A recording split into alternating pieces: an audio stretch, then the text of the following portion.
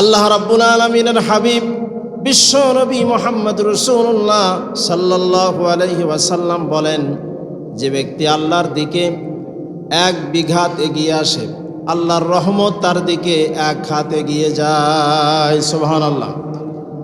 জোরে বলেন, কয় হাত? নবীজি বলেন, যে ব্যক্তি আল্লাহর দিকে এক হাত এগিয়ে আসে, আল্লাহর রহমত তার দিকে দুই হাত এগিয়ে যায়। যে ব্যক্তি আল্লাহর দিকে হেঁটে হেঁটে আসে, আল্লাহর রহমত তার দিকে দৌড়ে যায়। বলেন না সুবহানাল্লাহ। এজন্য আল্লাহর দিকে ফিরে আসা দরকার আছে না নাই? রমজান মাসে যারা দাড়ি রেখেছিলেন আল্লাহর ভয়ে, রমজানের পরে সেই দাড়িগুলি আর ফেলা যাবে না, সে দাড়িগুলি রেখে দিতে হবে। রমজান মাসে অনেক ভাইরা, অনেক বোনেরা নামাজ পড়া শুরু করেছিলেন, রমজানের পরে সেই নামাজ আর ছেড়ে দেওয়া যাবে না, বরং কন্টিনিউ করতে হবে, ধরে রাখতে হবে। তাহলে যিনি খুশি হবেন তিনি কে? যারা বলেন কে? সে আল্লাহ রাব্বুল আলামিন। তার এত দয়া, এত মায়া, তিনি বলেন, লা তাকনাতু মির রাহমাতিল্লাহ। হে আমার বান্দা বান্দিরা, আমার রহমত থেকে তোমরা নিরাশ হয়ো না। আল্লাহর ক্ষমা, আল্লাহর দয়া আমাদের গুনার চাইতে অনেক বেশি। আমাদের গুনাহ কত? আমাদের গুনার চাইতে আল্লাহ রাব্বুল আলামিনের দয়া, মায়া, ক্ষমা করার ক্ষমতা অনেক বহু গুণে বেশি। বলেন না সুবহানাল্লাহ। আমাদের গুনাহ যদি হয় সামান্য পুকুরের পানির মতো অথবা কোনো নদীর মতো, তাহলে আল্লাহর দয়া হলো আটলান্টিক মহাসাগরের মতো।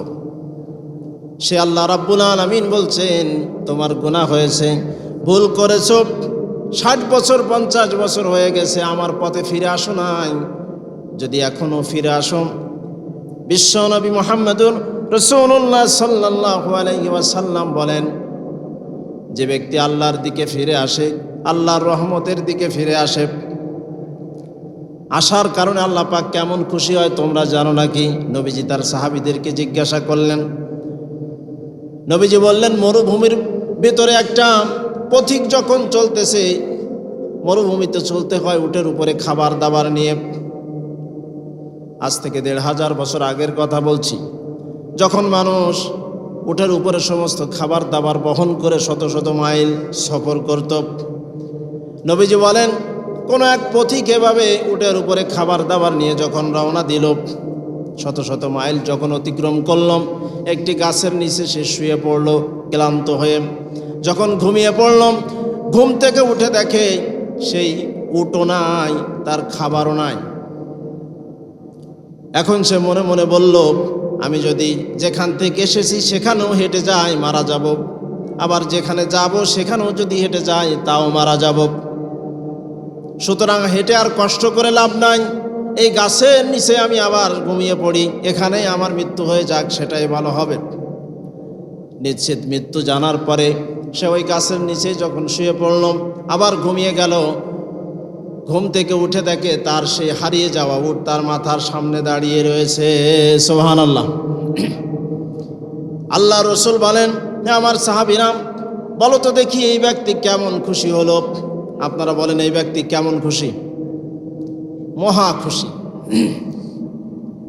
আল্লাহ রাব্বুল আলামিনের হাবিব বলেন, এই যে উট হারিয়ে যাওয়া ব্যক্তি আবার উট ফিরে পাওয়ার পরে যেমন খুশি হলো, একজন বান্দা বান্দি যখন বেনামাজি যখন নামাজি হয়, বেপর্দা মা বোনেরা যখন পর্দাশীল হয়, দাড়ি চাচা লোকেরা যখন দাড়িগুলি রেখে দেয়, যারা রোজা রাখতো না তারা যখন রোজা রাখা আরম্ভ করে, তখন আল্লাহ রাব্বুল আলামিন ওই হারিয়ে যাওয়া উটওয়ালা ব্যক্তির চাইতেও আল্লাহ রাব্বুল আলামিন হাজারো গুণ বেশি খুশি হয়ে যায়। সুবহানাল্লাহ। এজন্য সে আল্লাহকে খুশি করা দরকার আছে না নাই? জোরে বলেন, আছে না নাই? আল্লাহ রাব্বুল আলামিন, তার নাম রহমান, তার নাম রহিম।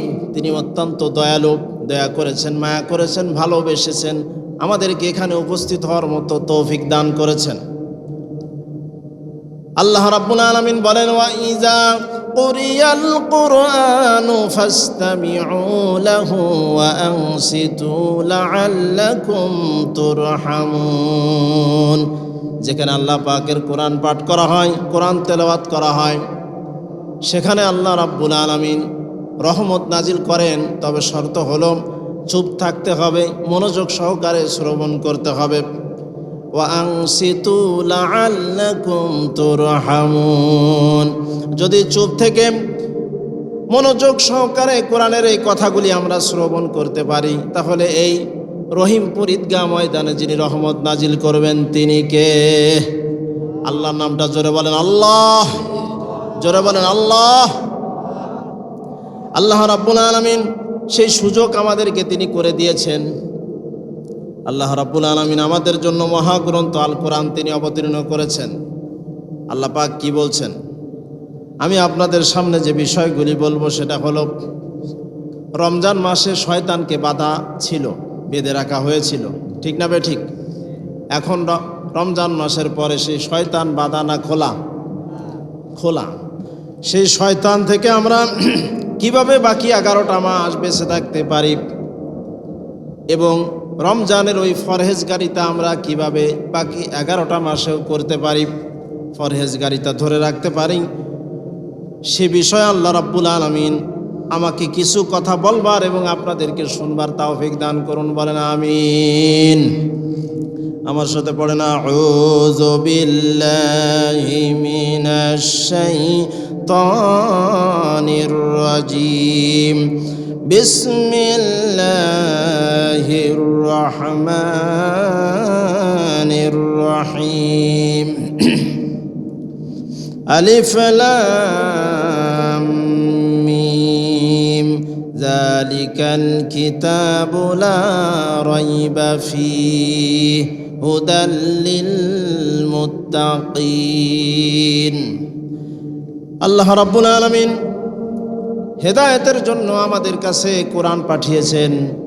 আল্লাহ পাক সূরা আল বাকারা অবতীর্ণ করেছেন। কোরআন আল কারীমের সবচাইতে বড় সূরা। কোরআন আল কারীমের সবচাইতে বড় সূরার নাম কি বলেন? সূরা আল বাকারা। আয়াত আসে 286 এবং কোরআন আল কারীমের সবচাইতে বড় আয়াত এই সূরার ভিতরে রয়েছে। সুবহানাল্লাহ বলেন। এমনকি কোরআন আল কারীমের সর্বশ্রেষ্ঠ আয়াত আয়াতুল কুরসিও এই সূরা আল বাকারার ভেতরে রয়েছে। যিনি নাজিল করেছেন তিনি কে? জোরে বলেন কে? আপনারা এই কয়জনও যদি আমার সাথে সহযোগিতা করেন, তাহলেও যে কথাগুলি আমি বলতে ইচ্ছা করেছি সেগুলি বের হয়ে আসবে। এই জন্য আমার সাথে আপনারা একটু সহযোগিতা করা দরকার আছে না নাই? জোরে বলেন, কোরআন কে নাজিল করেছে? আল্লাহ। সে আল্লাহ রাব্বুল আলামিন সূরা আল বাকারা আমাদের জন্য অবতীর্ণ করেছেন। কোরআন আল কারীমের সর্বশ্রেষ্ঠ আয়াতের ভিতরে রয়েছে সূরা আল বাকারা। বাকারা মানে গাভী। জোরে বলেন কি? সবাই বলেন কি? গাভীর সূরা আল্লাহ পাক কেন অবতীর্ণ করলেন? মূসা আলাইহিস সালাম নামে একজন নবী ছিলেন। নাম শুনেছেন? নবীর নাম, তার জাতির নাম বনি ইসরাইল। জাতির নাম কি বলেন? বনি ইসরাইলদের কাছে আল্লাহ রাব্বুল আলামিন মূসা আলাইহিস সালামকে পাঠিয়েছিলেন। মূসা আলাইহিস সালামের সময় একটি ঘটনা ঘটেছিল, যেই ঘটনাকে কেন্দ্র করে আল্লাহ রাব্বুল আলামিন সূরা আল বাকারা অবতীর্ণ করেছিলেন। সেই ঘটনাটা হলো, বনি ইসরাইলের ভিতরে একজন ধনাঢ্য ব্যক্তি ছিল। তার ছিল একটা কন্যা। জোরে বলেন, কয়টা কন্যা? একটা মেয়ে সন্তান ছিল, কোনো ছেলে ছিল না। আর ছিল একটা ভাতিজা। যখন ভাতিজা বড় হলো, বিবাহের উপযুক্ত হলো, যখন ওই মেয়েটা বিবাহের উপযুক্ত, ভাতিজা চাচাকে প্রস্তাব দিল, আপনার মেয়েকে আমি বিবাহ করব। চাচা বলল, না, তোমার যে আচার আচরণ, তোমার যে চলাফেরা, তোমার সাথে আমার মেয়েকে বিয়ে দেব না। চাচা কি বলল? তোমার সাথে আমার মেয়েকে, জোরে বলেন, বিয়ে দেব না। যখন ভাতিজা চাচার সম্পদের লোভ করল, চাচার অনেক সম্পদ কিন্তু কোনো ছেলে নাই, একটা মাত্র শুধু মেয়ে। ওই সম্পদগুলি কিভাবে আত্মসাৎ করা যায়, কিভাবে ওই সম্পদগুলির মালিক হওয়া যায়, সেজন্য শয়তান তার মাথার ভিতরে চাপিয়ে দিল, বলল চাচাকে মেরে ফেলা। নাউজুবিল্লাহ বলেন। শয়তান কি বুদ্ধি দিল? চাচাকে মেরে ফেলা। চাচাকে যদি তুমি হত্যা করো তাহলে মেয়েকেও তুমি বিবাহ করতে পারবে, সম্পদের মালিকও তুমি হয়ে যাবে। শয়তান এই বুদ্ধি দিয়ে দিল। শয়তান আমাদের বন্ধু না শত্রু? যারা বলেন বন্ধু না শত্রু? জান্নাত থেকে আমাদের পিতামাতা আদম আলাইহিসসালাম এবং হাওয়া আলাইহিসসালামকে বের করেছে কে? শয়তান। যারা বলেন কে বের করেছে? আল্লাহ রাব্বুল আলামিন বলেন, ইয়া বানি আদম লা ইয়াফতিনান্নাকুম। আল্লাহ পাক বলেন, হে বনি আদম, শয়তানের ফিতনা থেকে তোমরা বেঁচে থাকো। শয়তান তোমাদের পিতামাতাকে জান্নাত থেকে বের করেছিল, কামা আখরাজা আবাওয়াইকুম।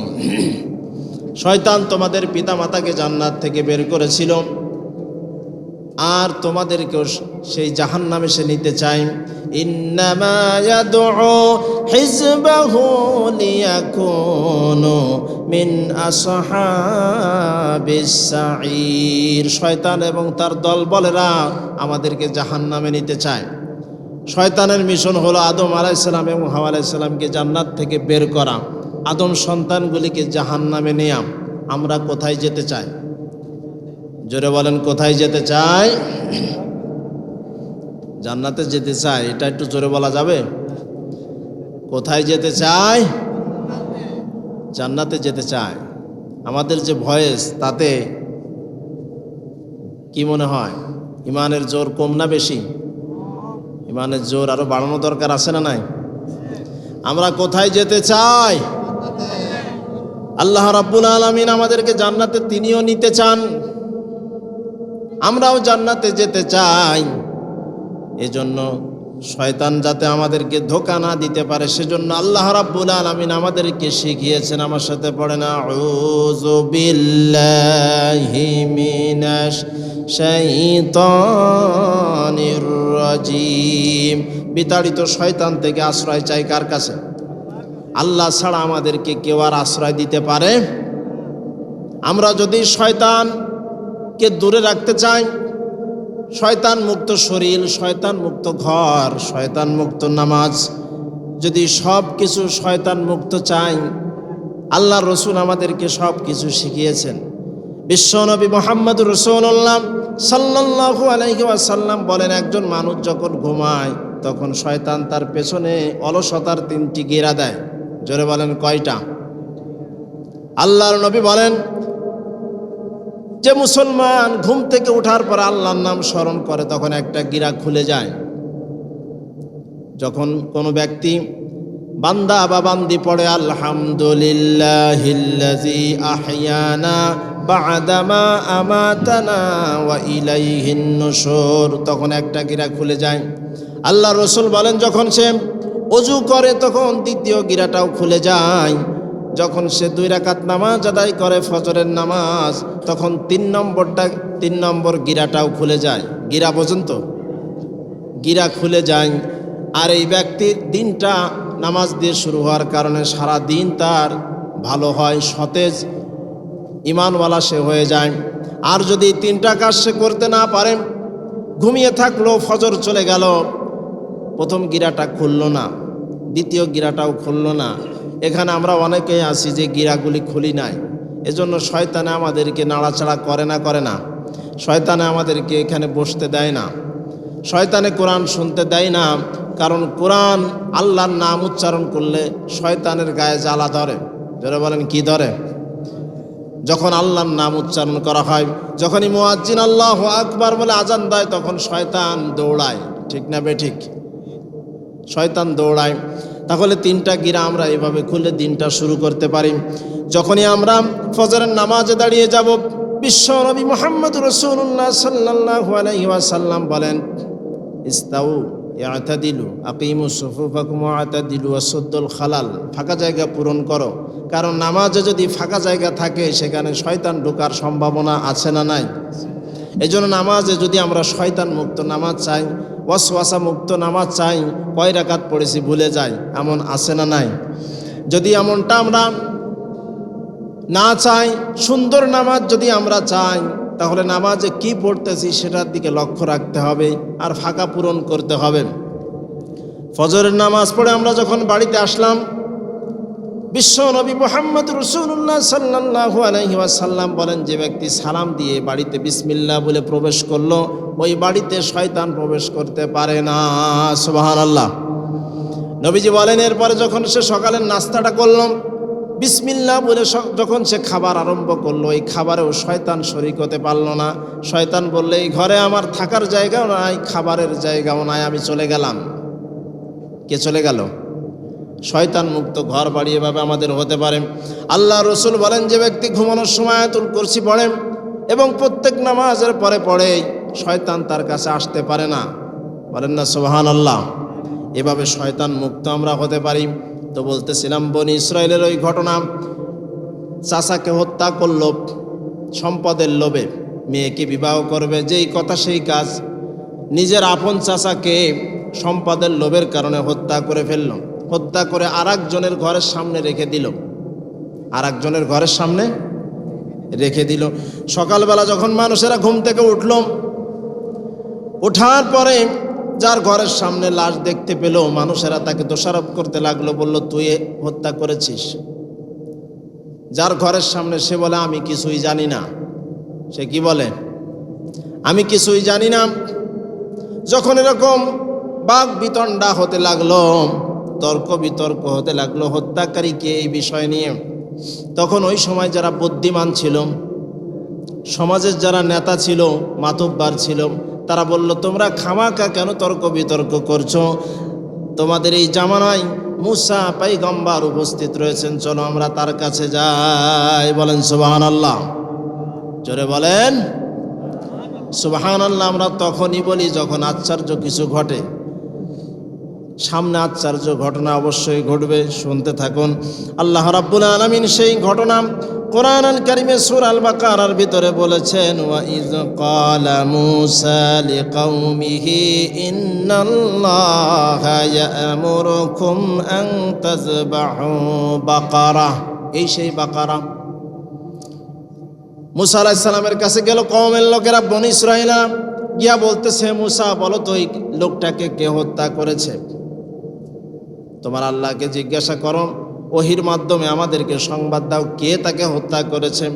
মূসা আলাইহিস সালাম আল্লাহর কাছে বললেন, আল্লাহ, এমন বেকায়দায় পড়ে গেলাম, আপনি যদি জিবরাইলের মাধ্যমে জবাবটা দিয়ে দিতেন তাহলে সহজ হতো, সুন্দর হতো।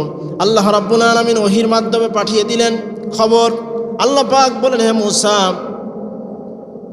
তোমার কওমকে তুমি বলো, ওয়া ইয ক্বালা মূসা, মূসা বললেন, লিকাওমিহি, তার কওমকে, ইন্নাল্লাহা, নিশ্চয় আল্লাহ বলেছেন, ইয়া'মুরুকুম, তিনি নির্দেশ দিয়েছেন তোমাদেরকে, আন তাযবাহু বাকারা, একটি গাভী জবাই করতে। কি জবাই করতে? আন তাযবাহু, জবাই করবে, বাকারা, একটি গাভী, ষাঁড় না কিন্তু গাভী। আল্লাহ পাক বলছেন গাভী জবাই করতে বলো। যখন মূসা আলাইহিস সালাম তার কওমকে বলল গাভী জবাই করতে, তখন ওই কওমের লোকেরা বলল, তুমি কি আমাদের সাথে ঠাট্টা করছো নাকি হে মূসা? ক্বালু আতাত্তাখিযুনা হুজুয়া, হে মূসা, তুমি কি আমাদের সাথে ঠাট্টা করছো নাকি, মস্করা করছো নাকি? মানুষ মারা গেছে আর তুমি বলছো গাভী জবাই করতে। কিসের সাথে কি? পান্তাবাতে কি মেলে না তো অঙ্ক। মানুষ মারা গেল আমাদের প্রতিবেশী, তুমি বলছো গরু জবাই করতে। গরুর সাথে হত্যার সম্পর্ক কি? তুমি কি ঠাট্টা করছো নাকি? মূসা আলাইহিস সালাম বললেন, ক্বালা আউযু বিল্লাহি আন আকুনা মিনাল জাহিলিন। মূসা আলাইহিস সালাম বললেন, আমি অজ্ঞতা থেকে, মূর্খতা থেকে আল্লাহর কাছে আশ্রয় চাই। কার কাছে? আল্লাহ নামটা জোরে বলেন, কার কাছে? আল্লাহর কাছে আশ্রয় চাই। অর্থাৎ হে আমার কওম, আমি তোমাদেরকে যা বলছি এটা আমার নিজের বানানো কোনো কথা না। এই গরু আমি জবাই করতে বলি না, বরং বলেছেন কে? জোরে বলেন কে? তখন ওই বনি ইসরাইল তারা হলো ঘাড় তেড়া জাতি, ঘাড় বাঁকা। কি বাঁকা বলেন? অসভ্য জাতি, যারা ফিলিস্তিনে মুসলমানদেরকে, নিরীহ মাসুম বাচ্চাদেরকে যারা হত্যা করে তারা হলো বনি ইসরাইল, তারা হলো ইয়াহুদি। তারা কি বলেন? ইয়াহুদি। মুসা আলাইহিস সালাম বললেন গাবি জবাই করতে, উম্মতেরা বলল ঠিক আছে। ওয়াইজ ক্বালা মুসা, মুসা আলাইহিস সালাম বললেন ক্বালু দু'ু লানা রাব্বাকা ইউবাইয়্যিন লানা মা হিয়া। কওমের লোকেরা বলল ঠিক আছে, গরু জবাই করব বুঝলাম, কিন্তু সেই গরুটার বয়স কেমন হবে? মুসা আলাইহিস সালাম একটা গরু জবাই করতে বলেছে, একটা গাবি জবাই করলে হয়ে যেত, কিন্তু তারা অধিক প্রশ্নকারী। অধিক প্রশ্ন করা জানার জন্য হলে ঠিক আছে, কিন্তু হুজুরকে ঠকানোর জন্য হলে, বেয়াদবির জন্য হলে সেটা ভালো না খারাপ? সেটা অত্যন্ত খারাপ। ফাসআলু আহলায যিকরি ইন কুনতুম লা তা'লামুন, তোমরা যা জানো না, যারা জানে তাদের কাছ থেকে জেনে নাও। কিন্তু হুজুরকে অপমান করার জন্য, লাঞ্ছিত করার জন্য উল্টা পাল্টা প্রশ্ন করা যাবে? এটা ইহুদিদের স্বভাব। তখন ওই বনি ইসরাঈলরা বলল, হে মুসা, গাবি জবাই করতে বললা, এটা তো বুঝলাম, কিন্তু গাবিটার বয়স কেমন হবে? কত বছর বয়স হবে? আল্লাহ পাক বলছেন, হে মুসা বলে দাও, ক্বালা ইন্নাহু ইয়াকুলু ইন্নাহা বাকারাতুন লা ফারিদুন ওয়ালা বিক। একেবারে কমও না, বুড়োও না, মাঝারি বয়স। কি বয়স বলেন? মাঝারি বয়সের একটা গাবি জবাই করো। আওয়ানুম বাইনা যালিক, মাঝামাঝি একটা গাবি জবাই করো। আল্লাহ পাক এটা বলে দিলেন। এরপর ওই বনি ইসরাইল আবার প্রশ্ন করলো, হে মুসা, ক্বালু দু'ু লানা রাব্বাকা ইউবাইয়্যিন লানা মা লাউনুহা। গাবিটার রং কেমন হবে? গাবিটা কি সাদা হবে, নাকি কালো হবে, নাকি লাল হবে? বিভিন্ন ধরনের গাভী আমাদের সমাজে আছে না নাই? বিভিন্ন কালারের। প্রথমে বলল বয়স কত, প্রথমে কি বলল, তারপরে কি বলল রং কেমন। এত প্রশ্ন করার দরকার আছে বলেন? একটা গাভী জবাই করলে হতো। আল্লাহ রাব্বুল আলামিন চাঁদ গেছেন, আল্লাহ রাব্বুল আলামিন বলেন, আমি আরো ধৈর্য ধারণ করলাম, আমি বললাম ক্বালা ইন্নাহু ইয়াকুলু ইন্নাহা বাকারাতুন সাফরা ফাকিউল লাউনুহা তাসুরুন নাযিরিন। বলেন আল্লাহু আকবার। আল্লাহ রাব্বুল আলামিন বললেন সেটা হবে গাঢ় হলুদ বর্ণের। ফাকিউল লাউনুহা তাসুরুন নাযিরিন, ওই গাঢ় হলুদ বর্ণের কারণে যাতে মানুষেরা আকৃষ্ট হয়, যাতে নজর কাড়ে, এমন আকৃষ্ট গাঢ় হলুদ বর্ণের একটা গাভী জবাই করো। প্রশ্ন করার কারণে যিনি কঠিন করলেন তিনি কে? যখন আল্লাহ পাক বলেন মাঝারি বয়স, আবার গাঢ় হলুদ বর্ণ, এবার তারা খুঁজতে লাগলো। গাঢ় হলুদ বর্ণের গরু আর খুঁজে পায় না। কি পায় না? খুঁজে পায় না। তখন ওই মুসা আলাইহিস সালামের জাতি বলল, আবার প্রশ্ন করল, ক্বালু দু'ু লানা রাব্বাকা ইউবাইয়্যিন লানা মা হিয়া। বনি ইসরাইল বলল, হে মুসা, আপনি আরেকটু পরিষ্কার করে আমাদের বলুন কেমন গরু জবাই করতে হবে। ইন্নাল বাকারাতা শাবাহা আলাইনা, আমাদের কাছে সাদৃশ্যপূর্ণ মনে হচ্ছে, আমাদের মাথা ঘুলাই যাচ্ছে। আপনি আরো পরিষ্কার করে একটু শর্টকাটে বলুন। ওয়া ইন্না ইনশাআল্লাহু লামুহতাদুন, ইনশাআল্লাহ আমরা এবার হেদায়েত প্রাপ্ত হব, সঠিক গরু খুঁজে পাব। ইনশাআল্লাহ বলার কারণে আল্লাহ পাক তাদেরকে ক্ষমা করলেন। ইনশাআল্লাহ বলেছে, কি বলেছে? এজন্য ইনশাআল্লাহ বলা দরকার আছে না নাই? ভবিষ্যতের কোনো কিছু করলে আমরা কি বলবো? আপনাদের এদিক বলে কিনা জানি না, আমাদের ওইদিকে উল্টাপাল্টা বলে। যদি বলা হয় কেমন আছেন, বলে ইনশাল্লাহ ভালো আছি। এখানে কি ইনশাল্লাহ হবে না আলহামদুলিল্লাহ হবে? ইনশাল্লাহ হয় ভবিষ্যতের কোনো কিছু। আমরা মাহফিল শেষে কোথায় যাব? ইনশাআল্লাহ বাড়িতে যাব। যারা ভাইরা রয়েছেন, চাচারা রয়েছেন, আমরা বাড়িতে কখন যাব? ওয়াজের পরে ইনশাআল্লাহ। আমরা ফজরের নামাজ পড়ব ইনশাআল্লাহ। তো ভবিষ্যতের কোনো কিছু বললে ইনশাআল্লাহ বলতে হয়। বনি ইসরাইল বলল ইনশাআল্লাহু লা মুহতাদুন, ইনশাআল্লাহ এবার আমরা সঠিকটা পাব। তখন মুসা আলাইহিস সালাম বললেন, ঠিক আছে, তোমরা যখন ইনশাআল্লাহ বললে, আল্লাহর কথা বললে, তাহলে শোনো, ক্বালা ইন্নাহু ইয়াকুলু ইন্নাহা বাকারাতুন লা যালুলুন তুসিরুল আরদা ওয়া লা তাসকিল হারস মুসাল্লামাতুন লা শিয়াতা ফিহা ক্বালুল আনা জিইতা বিল হক। মুসা আলাইহিস সালাম বলেন, এমন গাবি, যেই গাবি দিয়ে চাষাবাদ করা হয় নাই, সেচের কাছেও ব্যবহার করা হয় নাই, এমন সুন্দর একটা গাবি তোমরা জবাই করবে। এবার তারা খুঁজতে লাগলো, গোটা দেশের ভিতরে খুঁজে খুঁজে মাত্র একটা গাবি পেল। যারা বলেন কয়টা? একটা গাবি। গাবির মালিক বলে, আমি এটা বেচবো না। গাবির মালিক কি বলে? সারা দেশে আর কোনো রকম গাবি নাই, একটা পেয়েছে, কিন্তু মালিক বলছে আমি বিক্রি করব না। কারণ যেই জিনিস কম সেটার কদর বেশি না কম? এখন দেশের ভিতরে তেলের সংকট, এজন্য দাম বেশি না কম? 100 টাকার তেল কোনো কোনো জায়গায় 300 টাকাও নিচ্ছে। তো ওই গরুর মালিক বলল আমি বেচবো না। আবার জোর করে কেড়ে নেওয়া যাবে না, কারণ কার বিধান? জোরে বলেন কার বিধান? বনি ইসরাইল বলল, আমাদের কাছে তোমাকে বিক্রি করতে হবে, যা বলো তাই দেব। গরুর মালিক রাজি হয় না, শেষ পর্যন্ত রাজি হলো, বলল ঠিক আছে বেচবো, তবে আমার এই গরুর ওজনে আমাকে স্বর্ণ দিতে হবে। কি দিতে হবে? বনি ইসরাইল রাজি হয়ে গেল। ওই সম্পদের মালিক যে ছিল চাচা, যেই সম্পদের লোভে ভাতিজা চাচাকে হত্যা করলো, ওই চাচার সেই সম্পদ, সেই ধনী চাচার সম্পদ ওই গরুওয়ালাকে দিয়ে দেওয়া হলো।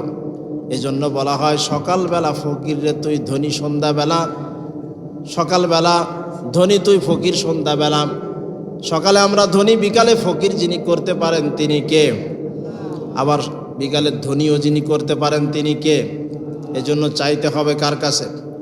আল্লাহ রাব্বুল আলামিন বলেন, ওয়ালিল্লাহিল আসমাউল হুসনা ফাদউহু বিহা।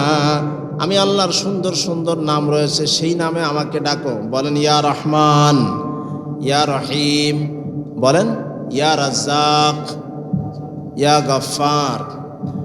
এইভাবে আল্লাহ 99টা নাম রয়েছে, সেই সুন্দর সুন্দর নামে ডাকলে কি হবে? উদউনি আস্তাজিব লাকুম। তোমরা যখন আমি আল্লাহকে ডাকবে, তুমি ফকির হও, ধনী হও, গরিব হও, সাদা হও, কালো হও, পীর হও, মুরিদ হও, আমি তোমার ডাকে সাড়া দেব। সুবহানাল্লাহ। এমন নয় যে বড় হুজুর ডাকলে বেশি সাড়া দেবে, মুরিদে ডাকলে কম সাড়া দেবে, বিষয়টা এমন না। বরং যে আল্লাহর গোলাম, সে আরব হোক, অনারব হোক, ধনী হোক, গরিব হোক, কালো হোক, ছোট হোক, বড় হোক, সকলের ডাকে যিনি জবাব দেন তিনি কে? আল্লাহকে ডাকতে কোনো ভায়া লাগে না, কোনো মাধ্যম লাগে না। আল্লাহকে সরাসরি ডাকলে আল্লাহ পাক আমাদের ডাক তিনি শুনতে পান। সুবহানাল্লাহ। আল্লাহ রাব্বুল আলামিন কেমন শুনতে পান? শুধু আমাদের ডাক না, আমরা যখন নামাজের ভিতরে বলি সামিআল্লাহু লিমান হামিদা, আমার সাথে পড়েন সামিআল্লাহু লিমান হামিদা। যখন আমরা আল্লাহর প্রশংসা করি, আল্লাহ সেটা শুনতে পান। সুবহানাল্লাহ। ইউনুস নবীর কথা আমরা জানি, দুনিয়াতে নয় বরং পানির ভিতরে, পানির ভিতরেই শুধু নয় বরং মাছের পেটের ভিতরে, সেখান থেকে তিনি ডেকেছেন, আর সেই ডাক আকাশের মালিক আল্লাহ রাব্বুল আলামিন শুনতে পেয়েছেন। সুবহানাল্লাহ। আল্লাহ রাব্বুল আলামিন বলেন ফাস্তাজাবনা লাহু ونجيناه من الغم وكذلك ننجي المؤمنين। ইউনুস নবীকে আমি যেভাবে মুক্তি দিয়েছি, উদ্ধার করেছি, ভবিষ্যতেও কোনো মুমিন বান্দা বান্দি যদি এরকম বিপদে পড়ে আমি আল্লাহকে ডাকে, আমি আল্লাহ রাব্বুল আলামিন তার সকল বিপদ দূর করে দেব। সুবহানাল্লাহ। এজন্য বিপদে আপদে ডাকতে হবে কাকে? বলতেছিলাম বনী ইসরাইলের সেই কথা। এরপরে যখন বিচারের সময় চলে আসলো, গরুটা তারা পেয়ে গেল, গরুটা জবাই করতে হবে। আল্লাহ রাব্বুল আলামিন বললেন জবাই করো গরুটা। এরপরে গরুটা জবাই করা হলো। আল্লাহ রাব্বুল আলামিন বলেন ফাযাবাহুহা ওয়া মা কাদু ইয়াফআলুন, সেটাকে তারা জবাই করলো, কিন্তু তারা করতে চাচ্ছিল না। জবাই করার পরে কি হলো? আল্লাহ রাব্বুল আলামিন বলেন ফাকুলনা দরিবুহু বিবাদিহা, এই গরুর গোশতের একটা টুকরা ওই মৃত ব্যক্তির গায়ে মৃদু আঘাত করো। যখনই ওই গরুর গোশতের একটা টুকরা ওই চাচাকে আঘাত করা হলো আস্তে করে, কাযালিকা ইউহয়িল্লাহুল মাউতা, চাচা জীবিত হয়ে গেল। সুবহানাল্লাহ বলেন। মৃত চাচা কি হয়ে গেল?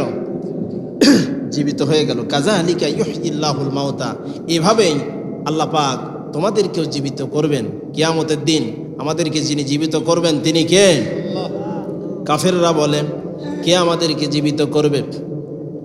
আল্লাহ রাব্বুল আলামিন বলেন কুলিল্লাযী ফাতারাকুম আউওয়ালা মাররা, যিনি তোমাদেরকে প্রথমবার সৃষ্টি করেছেন ওই আল্লাহ রাব্বুল আলামিন তোমাদেরকে আবার মৃত্যুর পরে জীবিত করবেন। জীবিত করবেন কে?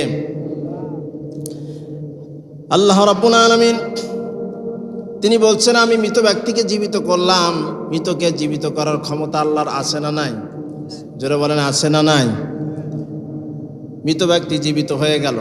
এরপরে মুসা আলাইহিস সালাম এবং জনগণের লোকেরা বলল, ওই লোককে জিজ্ঞাসা করলো তোমাকে কে হত্যা করেছিল? তখন ওই চাচা বলল আমার পাশে বসে যে আমার ভাতিজা মায়া কান্না করছে চাচার জন্য, আমার সম্পদের লোভে আমার আপন ভাতিজা আমার পাশে বসে যে কান্না করছে, এই ভাতিজায় আমাকে হত্যা করেছে। নাউজুবিল্লাহ বলেন। অতিভক্তি, অতিভক্তি, অতিভক্তি সে করেছে, চাচাকে হত্যা করে চাচার পাশে বসে আবার কান্না করছে। এই কথা বলার পরে ভাতিজা হত্যা করেছে এই কথা বলে আবার সে মারা গেল।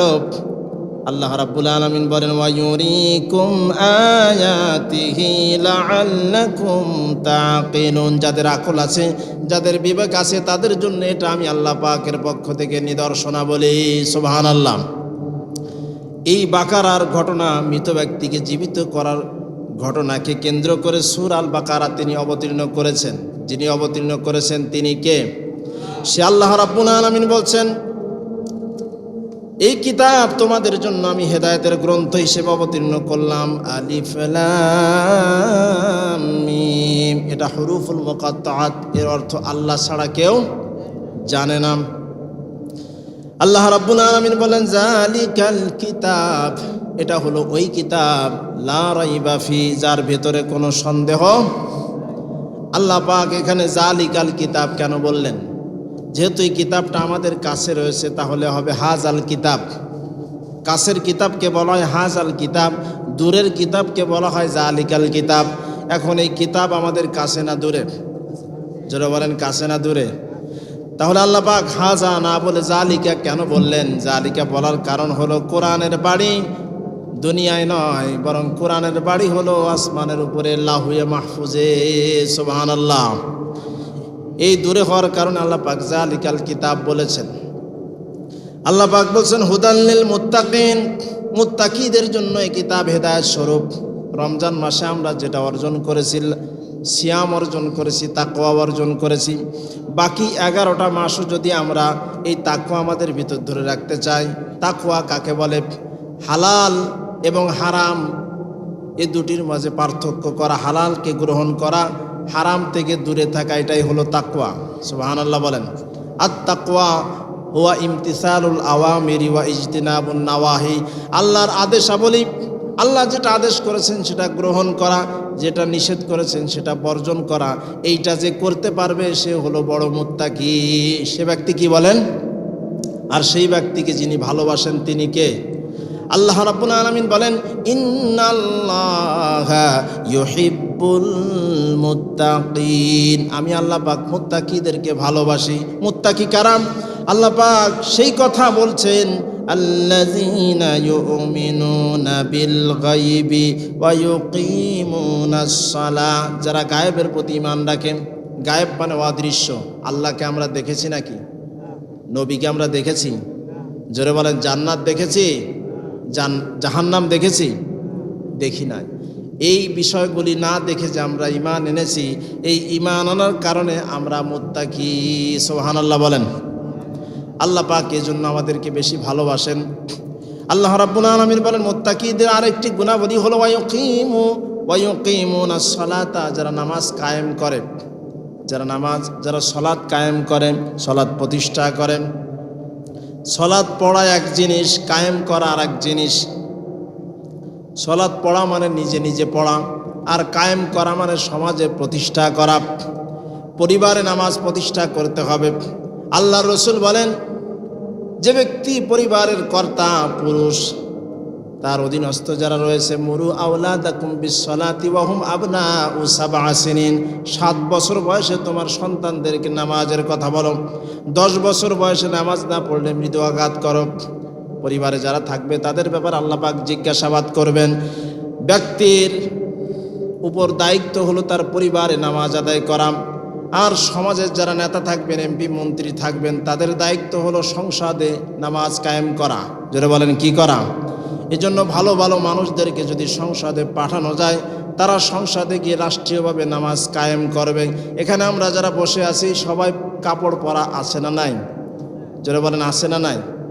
কাপড় পরা এই সমাজে প্রতিষ্ঠিত আছে বলে উলঙ্গ মানুষ খুঁজে পাওয়া যাবে না, এখানে কেউ নাই।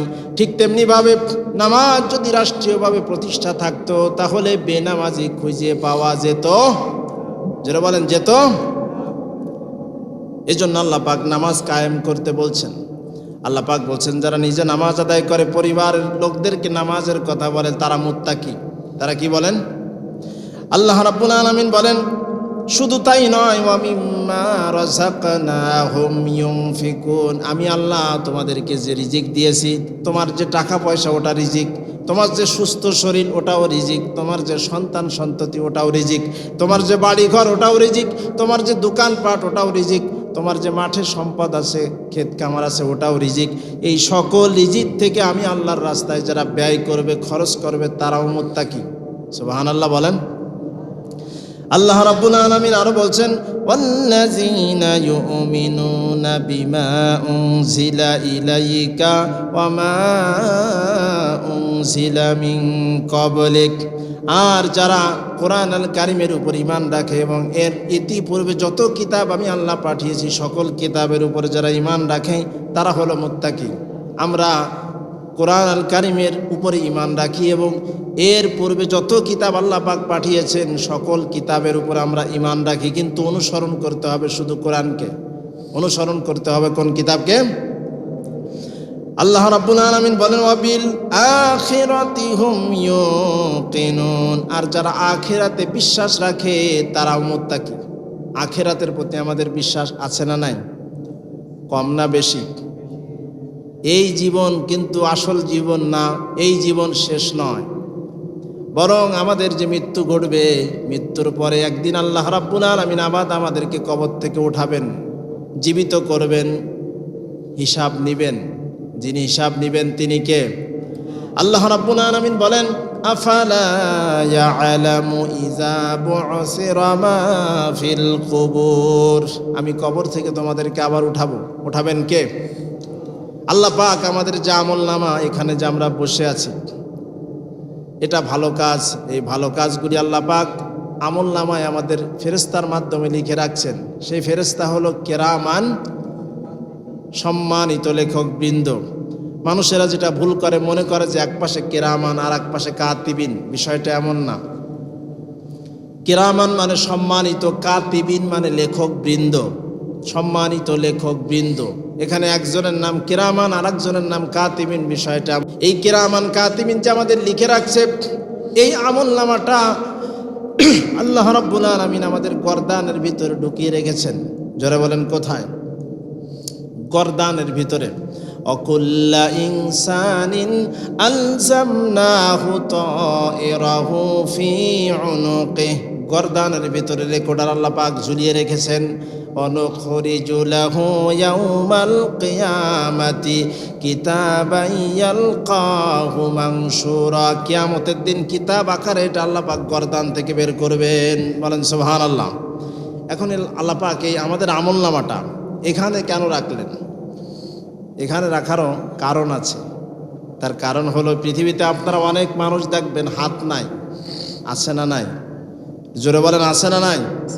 মানুষ এখানে আপনারা যতই আসেন মনে হবে যে প্যান্ডেল ভরা, এরকম আওয়াজে বলতে হবে।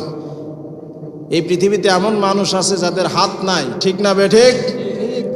এমন মানুষ আছে যাদের পা নাই, আছে না নাই? এমন মানুষ আছে যাদের চোখ নাই। কিন্তু পৃথিবীতে একটা মানুষও আপনি খুঁজে পাবেন না যার এই গলা নাই, ঘাড় নাই। এমন মানুষ পৃথিবীতে আছে? যেই মানুষটা জীবিত তার কিন্তু ঘাড় আছে। এই জন্য আল্লাহ রাব্বুল আলামিন ঘাড়ে রেখে দিলেন, মানে মৃত্যু পর্যন্ত যাতে রেকর্ড হয়। বলেন না সুবহানাল্লাহ। এই ব্যবস্থা যিনি করলেন তিনি কে? কিয়ামতের দিন এটা বের করবেন। এরপর আল্লাহ পাক সেটাকে ওজন দিবেন। فَأَمَّا مَنْ ثَقُلَتْ مَوَازِينُهُ فَهُوَ فِي عِيشَةٍ رَاضِيَةٍ, যার আমলনামা নেকির পাল্লা হবে ভারী, সে খুশি হয়ে যাবে। وَأَمَّا مَنْ خَفَّتْ مَوَازِينُهُ فَأُمُّهُ هَاوِيَةٌ, যার গুনাহের পাল্লা হবে ভারী, তার ঠিকানা হবে হাওয়া। ওমা আদরাকা মা হিয়া, হে নবী হাওয়া কি জিনিস তুমি জানো নাকি? নারুন হামিয়া, সেটা হলো জাহান্নামের গর্ত। নাউজুবিল্লাহ বলেন। তাহলে আমরা জাহান্নামে যেতে চাই না, আমরা যেতে চাই জান্নাতে। জোরে বলেন কোথায়? জান্নাতে যেতে চাইলে আমাদেরকে মুত্তাকি হতে হবে। মুত্তাকিদের 5টা গুণাবলী আল্লাহ পাক বলেছেন। তারা গায়েবের প্রতি ঈমান রাখে, তারা নামাজ পড়ে, পরিবারে নামাজ কায়েম করে, এমপি মন্ত্রী হলে দেশের ভিতরে নামাজ কায়েম করে। 3 নম্বর হলো তারা আল্লাহর দেওয়া সম্পদ থেকে, তারা রিজিক থেকে আল্লাহর রাস্তায় তারা ব্যয় করে, খরচ করে। 10 টাকা ইনকাম করলে 1 টাকা হলেও আল্লাহর রাস্তায় দেয়। মসজিদ মাদ্রাসায় ভালো কাজে তারা শরিক হয়, সমাজ কল্যাণমূলক কাজে তারা শরিক হয়, আল্লাহর রাস্তায় খরচ করে। 4 নম্বর হলো আল্লাহর কিতাব সমূহের প্রতি তারা ঈমান রাখে। 5 নম্বর হলো আখিরাতের প্রতি তারা দৃঢ় বিশ্বাস রাখে। আল্লাহ রাব্বুল আলামিন বলেন, উলাইকা আলা হুদাম মির রাব্বিহিম ওয়া উলাইকা হুমুল মুফলিহুন, এরাই হলো হেদায়েত প্রাপ্ত, এরাই হলো আমি আল্লাহর কাছে সফল কাম। সুবহানাল্লাহ বলেন। বয়ান কি শেষ করে দেব না চলবে? চলবে না শেষ করে দেব? তাহলে আমার সাথে একটু জোরে জিকির করেন, সুবহানাল্লাহ, আলহামদুলিল্লাহ, লা ইলাহা, জোরে বলেন সুবহানাল্লাহ, আলহামদুলিল্লাহ, লা ইলাহা ইল্লাল্লাহু মুহাম্মাদুর রাসূলুল্লাহ সাল্লাল্লাহু। সম্মানিত ভাইরাম, সম্মানিত মা বোনেরা, মা বোনদের জন্য জান্নাতে যাওয়া অনেক সহজ। বিশ্ব নবী মুহাম্মদুর রাসূলুল্লাহ সাল্লাল্লাহু আলাইহি ওয়াসাল্লাম বলেন, যদি কোনো মহিলা, যদি কোনো নারী, যদি কোনো মা বোনেরা 4টি কাজ করে, আল্লাহ রাব্বুল আলামিন তাদের জন্য জান্নাতের 8টি দরজা খুলে দিবেন। সুবহানাল্লাহ বলেন। শুধু পুরুষেরাই জান্নাতে যাবে বিষয়টা এমন না। দুনিয়ায় যারা স্বামী ছিল তারা যদি জান্নাতি হয় জান্নাতে যাবে। দুনিয়ার যে ব্যক্তি স্ত্রী ছিল সে যদি জান্নাতি হয় জান্নাতে যাবে। দুনিয়ার স্বামী যদি জাহান্নামী হয়, দুনিয়ার স্ত্রী যদি জান্নাতি হয়, তাহলে সেই স্ত্রীর জন্য আল্লাহ রাব্বুল আলামিন জান্নাতি পুরুষের ব্যবস্থা করবেন। সুবহানাল্লাহ বলেন। দুনিয়ার স্বামী যদি জান্নাতি হয় আর দুনিয়ার স্ত্রী যদি জাহান্নামী হয়, তাহলে এই স্বামীর জন্য আল্লাহ পাক জান্নাতের ভিতরে নারীর ব্যবস্থা করবেন। সুবহানাল্লাহ বলেন। দুজনেই যদি জান্নাতে যায়, দুনিয়াতে যেভাবে বসবাস করেছে জান্নাতেও সেভাবে তারা বসবাস করবে। সুবহানাল্লাহ। এই জন্য নিজে শুধু জান্নাতে যাব এটা করলেই হবে না। নিজে ওয়াজ শুনলাম, নিজে জলসা করলাম শুনলাম, নিজে কোরআন পড়লাম শুনলাম, কিন্তু স্ত্রীকে পড়ালাম না, শোনালাম না, জানালাম না, বোঝালাম না, তাহলে হবে না। নিজে পড়তে হবে, সন্তানকেও জান্নাতে নেওয়ার ব্যবস্থা করতে হবে। আল্লাহ রাব্বুল আলামিন বলেন, কিয়ামতের দিন অনেক মানুষকে তার সন্তানেরা পাড়াতে চাইবে। নাউজুবিল্লাহ বলেন। আল্লাহ পাক বলেন, তাহতা আকদামিনা লিয়াকুনা মিনাল আসফালিন। এমন কিছু সন্তান থাকবে যে সন্তানেরা পিতামাতাকে আঘাত করতে চাইবে, পায়ের নিচে রাখতে চাইবে, পাড়াতে চাইবে। কেন পাড়াতে চাইবে? তার কারণ হলো দুনিয়াতে এই সন্তানগুলিকে তারা নামাজের কথা বলে নাই, ভালো কাজের কথা বলে নাই, আল্লাহর পথে চলতে বলে নাই। দুনিয়াতে যদি আমাদের কারো বাড়িতে আগুন লাগে, আগুন মাঝে মাঝে লাগে কি লাগে না? যদি কারোর বাড়িতে আগুন লাগে আর ওই ঘরের ভিতরে যদি তার ছোট্ট সন্তান থাকে, ফায়ার সার্ভিসের সে অপেক্ষা করে নাকি ঝাঁপ দিয়া বাচ্চাকে বের করে আনে কি আনে না? দুনিয়ার আগুন থেকে বাঁচানোর জন্য জীবনের মায়া ত্যাগ করে আমরা ঘরের ভিতরে ঢুকে পড়ি, সন্তানকে বের করে আনি। জাহান্নামের আগুন কি দুনিয়ার আগুনের চাইতে তেজ কম না বেশি? সেই জাহান্নামের আগুনের দিকে আমাদের সন্তানগুলি চলে যাচ্ছে, টাকনুর নিচে কাপড় পরছে, নামাজ পড়ছে না, পর্দা করছে না। এই সন্তানগুলি জাহান্নামের দিকে চলে যাচ্ছে আমাদের চোখের সামনে, অথচ একটা বারের জন্য মায়া লাগে না, একটা বারের জন্য আমরা তাদেরকে ফিরাচ্ছি না। প্রিয় ভাইরা, আমরা ভুল করছি।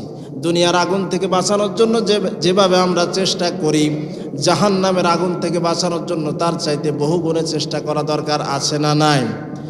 বলতেছিলাম, 4টি কাজ করলে নারীদেরকে আল্লাহ পাক 8টি জান্নাতের দরজা খুলে দিবে। তার 1 নম্বর হলো আল্লাহর আনুগত্য, 5 ওয়াক্ত নামাজ আদায় করা। 2 নম্বর হলো রমজান মাসের রোজা রাখা। 3 নম্বর হলো পর্দা করা। 4 নম্বর হলো স্বামীর আনুগত্য করা। আল্লাহ রাব্বুল আলামিন আমাদের এই মান্দা উপজেলার সমস্ত মা বোনদেরকে এই 4টি কাজ করার তৌফিক দান করুন, বলেন আমিন।